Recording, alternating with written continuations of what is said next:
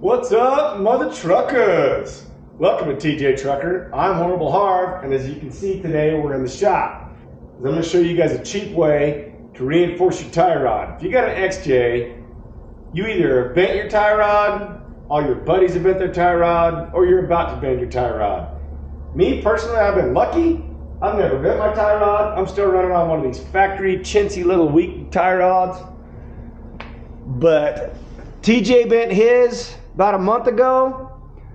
Rai bent his about 2 days ago. And I don't want to fall into that same category of bending my crap on the trail and having to, give up wheeling for the day. I want something a little bit tougher. It's going to last a bit longer. So what we did on TJ's is we reinforced his with a couple of pieces of angle iron. I'm going to do the same thing to mine today. And I'm going to show you guys how I did it. If you want to try it, you can try it too. Let's get going. Show you guys a little trick on how to separate your tie rods without ruining them. There's a couple of different ways to do this. One of the best ways that I've found is take a pry bar and just add pressure. You're not trying to open, you're just trying to lean on it so that it wants to come out. Take yourself a nice hammer and give it a good solid rack right here on the knuckle. You don't want to hit your tie rod end, you want to hit the knuckle. You're trying to put a shock into this because this is on a taper and it wants to stay in there. You're trying to put a shock on this that makes it let go. So you just put a little bit of pressure on your pry bar, give it a good smack right there. Off she comes. Same thing on the other side.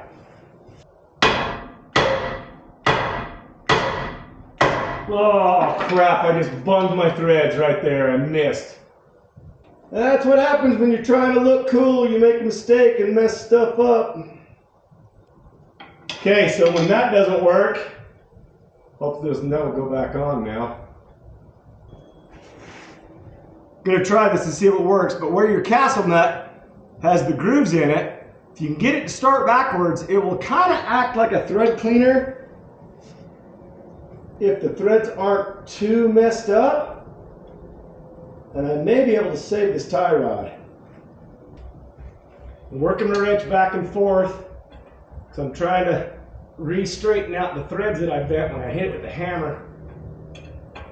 You want to work it back and forth so the little pieces, if you're cutting little pieces, you want them to fall out and get out of there. This is how we learn. You got to screw stuff up and figure out how to do it better the next time around. There we go. Oh, my tie rod just finally broke free. All right, so now we can get that off of there. Let's see if it's going to live. But I'm going to have to get the impact and get it back off because now the tie rod's just turning.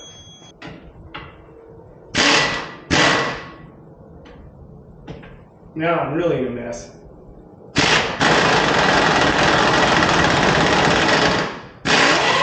Got it. Woo! We may live through this yet. There we go. Okay. Back to our regularly scheduled programming. Okay, so now that I got my tie rod off, I'm just going to grab these and give them a wiggle and see if they feel good. This would be a good time to replace them if yours are worn or you feel like you just want to replace them. Both of mine are in excellent condition, so I'm just going to clean them up and reuse them. And now comes the part where I've got to completely disassemble the tie rod because I'm going to weld. I'm going to weld this piece of angle iron on here to reinforce it. And I don't want to have my tie rod ends threaded into the shaft while I'm welding. I want it out so that just in case there's any accidental arc or excess heat, I don't want to be transferring through that while these two are threaded together. They could lock up and then you never get them apart again. So we're going to take it apart. Oh! Don't forget this step. Save your butt when you go putting it back together. Before you turn this thing down, get an overall measurement so that when you put it back together, you can at least get it close before you stick it back into the Jeep. I'm going to call it 42 1/8. Scribble that down on my little paper right here, and then I'll know later on in life.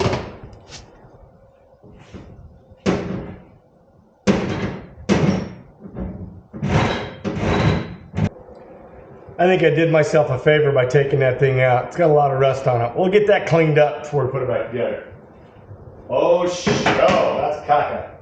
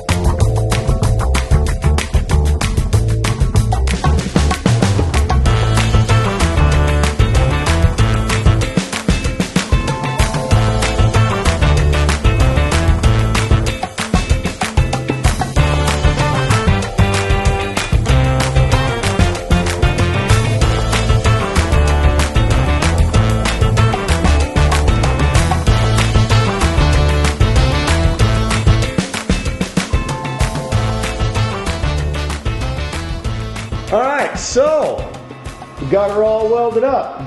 Didn't explain in advance because I thought I would take a moment when I was all done to explain it all in. I'll just turn the welder off so we're not listening to it. I don't remember how. There we go. Okay, so I got 2 pieces of angle iron on there, made them together, and then as you can see, I skip welded it down the seams. What this allows it to do is this allows it to be welded together and bonded, but it also allows it to flex without cracking. If I would have full welded this, just one solid bead all the way down the end, then what can happen is if I ever hit it on a rock or I hammer it really hard, it can crack along the weld, or if I hit it on a rock and it does bend it, it'll be bent and stay there. With this method, there's a chance that I'll remain some flexibility so that I should be able to bend this, you know, maybe an inch or 2 out of straight, and it should come back, just like the factory tie rod will. Problem with the factory tie rod is they're just not strong enough. They can't take a hard bend. You bend them and they too far and then they don't come back. Same thing with this. You go too far, it won't come back. But with this method, I should be able to maintain a little bit of flex and still have it come back straight again. So now that this thing's all welded up, I'm gonna let this cool down for a little bit. I'm gonna clean it up, make it a little tiny bit prettier, and then we're gonna throw some paint on it. Right now, I'm gonna take a break. Oh, I got it on me and in me. Okay, pretty much done polishing it. Polish, that's a stretch. Grinding it, getting it kind of flat, kind of pretty. Good enough for paint for me. So I'm going to take some of my favorite pre-paint cleaner, acetone. I'm going to wipe it down, let it dry. She's plenty cooled off the paint. Touch it with the back of my fingers.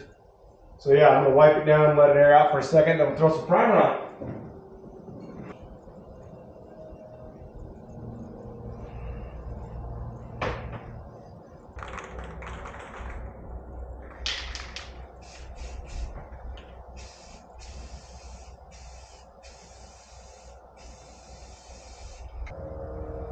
We'll let that dry for a bit and then we'll come back and, you know, put some color on it.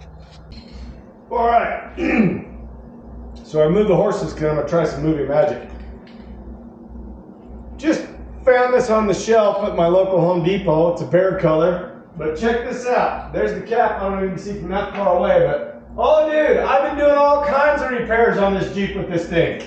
I love being able to color match a rattle can. Don't get me wrong, I'm not opposed to mixing paint and getting out the spray gun, but for something like this, it ain't worth the effort. So this is awesome. Yeah, you can see my front diff cover, that's painted with this rattle can color, and it matches the body pretty dang good. I'm enjoying this.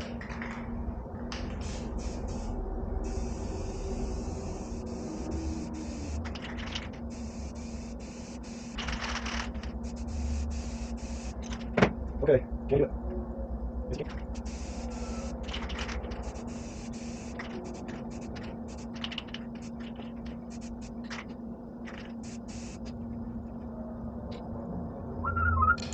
And now we wait. Okay, we're back.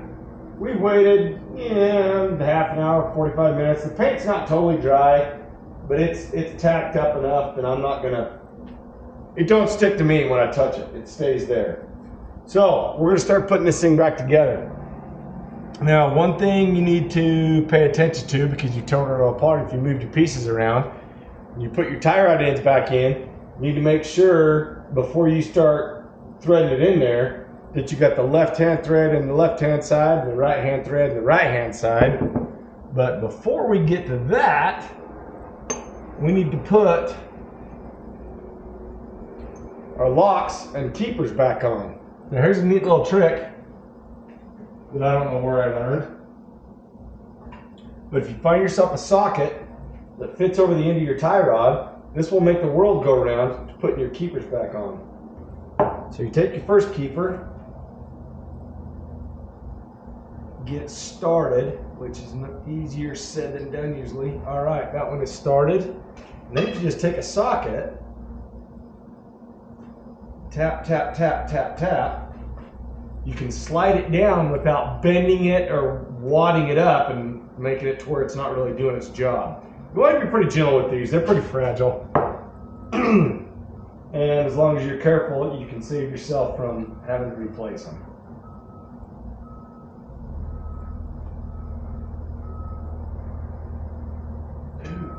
Put too much paint on there, it doesn't want to go back on.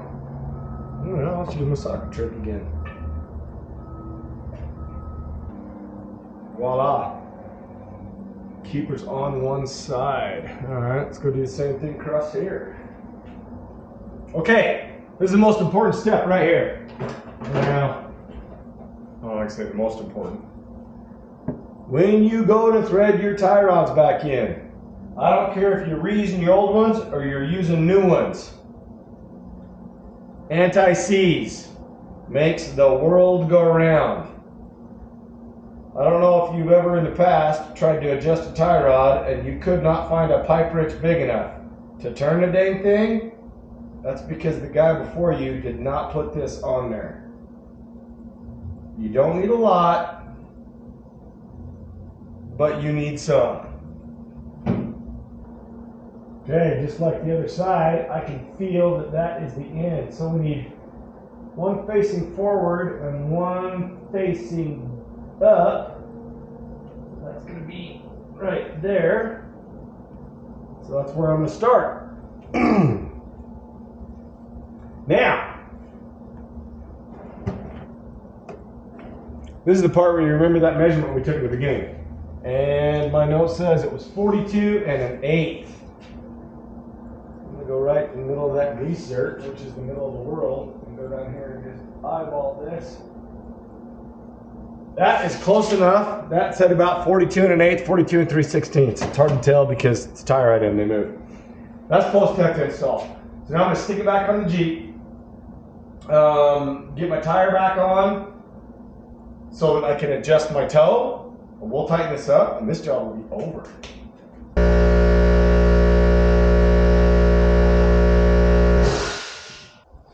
Now that I can hear again. Okay, brand new reinforced tie rod installed. Now, oh come on, oh steering locked up. Okay, so now I'm going to put my tire back on, get a tape measure, set a 1/16 inch toe in, and tighten everything down. This job will be done.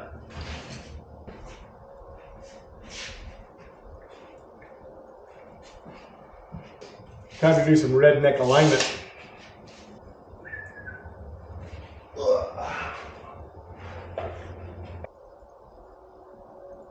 Maybe even toe it out just a hair. So, this is the right.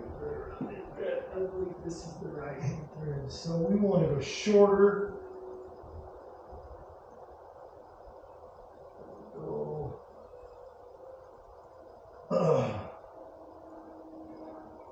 Half turn. Alright. I bet that was too much. Just under 1/8. I'm going to call that good right there.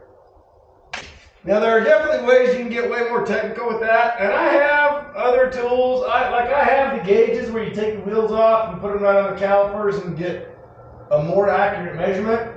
But in my experience with this Jeep, I have learned that I can just do it like that and get it close enough. And then if it doesn't feel right, I'll take it for a test drive. If it doesn't feel right, I'll come back and give it just a little tiny bit more toe in or toe out. With experience, you can tell what it needs. With my Jeep, if it doesn't feel right, it almost always needs more toe in. So, long story short, got my toe set, got my reinforced tie rod built. Just going to tighten the locks on the tie rod ends. This bad boy's done. I'm Horrible Harv. This is TJ Trucker out.